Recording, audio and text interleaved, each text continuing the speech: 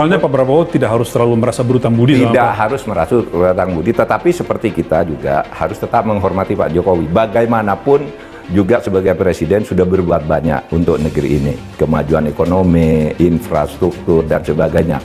Tapi kesalahan-kesalahannya juga harus diluruskan agar nanti tidak diulang lagi. Saya tidak suka untuk menjilat, saya tidak suka ngolor istilah di tentara, Pak. Kita pernah bersaing, kita pernah berbeda. Bapak menang. Kalau urusan tentara, pertahanan, tanya Prabowo. Urusan politik, aku datang ke orang Solo ini.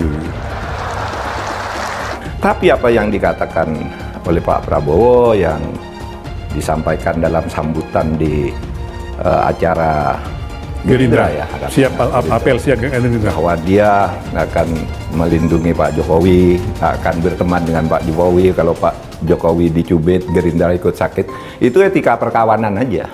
Dan kita gembira bahwa Pak Prabowo sekarang bisa bicara itu. Kan selama ini kan diem sebelum ada peristiwa itu. Betul. Tentang mau diapakan Pak Jokowi. Nah sekarang dia anggap Pak Jokowi teman kita sebagai etika perkawanan, tetapi dia sekarang sebenarnya mulai menegaskan dirinya, meskipun saya sekarang sudah hampir pasti dilantik sebagai presiden dan saya akan berkuasa 20 Oktober, ya dia tidak akan senang-senang, dia tetap kawan. Memang dia harus berkata begitu, masa mau mengatakan kamu saya tangkap, kan enggak. Ya. Nanti itu proses-proses lain yang akan bekerja di luar gitu. Jadi sungguh pun pernyataan itu kita apresiasi, kita nggak tahu nanti seperti apa setelah dilantik begitu. Iya, karena tidak bisa mendesak dari lingkungan politik ya.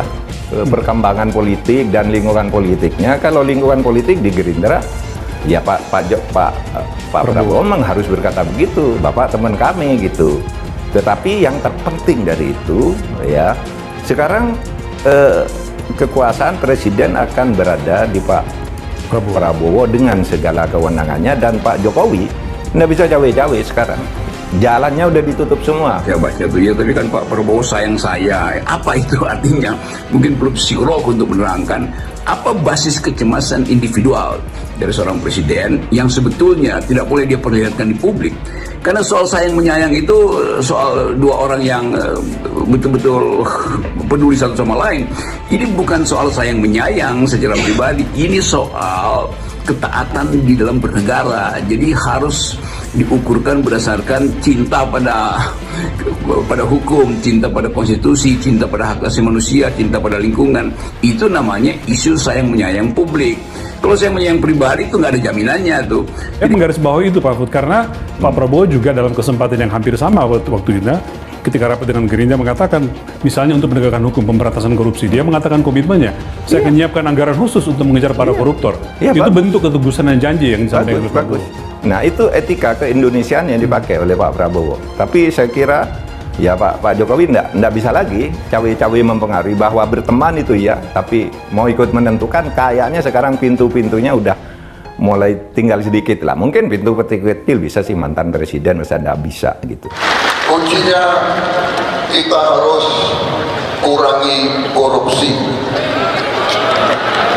Kalau tidak bisa kita habiskan korupsi dalam waktu singkat, minimal kita tekan dan kurangi.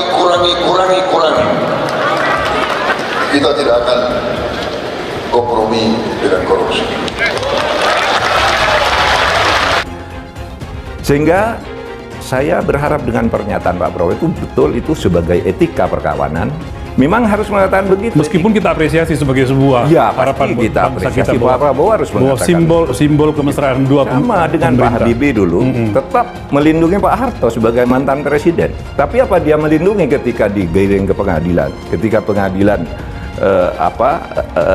terus memenuhi desakan-desakan publik untuk penegakan hukum, ya kan? Di dalam konteks upaya untuk menemukan kebenaran. Jadi tidak mungkin ada semacam perlindungan rasa sayang pada seseorang yang melanggar konstitusi. Nah, kita hanya menduga bahwa Pak Jokowi berkeluh kesah atau mengirim sinyal pada Pak Prabowo. Sementara Pak Prabowo sendiri udah pastikan kan, nggak ada keretakan, ngapain mesti berupaya untuk merekatkan lagi dua kimia yang terpisah itu kan. Golkar sudah tertutup kan, kemudian mau ngatur daerah sudah tertutup, kemudian mau buat apa lagi dalam waktu pendek ini melakukan rekayasa-rekayasa untuk memperpanjang jabatan, untuk membuat tangan-tangan kekuasaan di pemerintah daerah. Iya bisa barangkali di daerah tertentu, barangkali di Medan misalnya ya, mungkin di beberapa bagian di Jawa Tengah bisa, tapi tidak seseram yang terjadi sebelum 21 Oktober. Sebelum 21 Agustus kemarin. Iya. Sebelum itu kan semua demokrasi seakan mati, seakan terkunci oleh hegemoni kekuasaan Pak Jokowi. Sekarang nggak ada, bisa dia mau kemana coba. Nah, Tapi yang terbaca di publik adalah keluh kesah Jokowi yang seolah-olah minta dirawat setelah dia lengser nanti.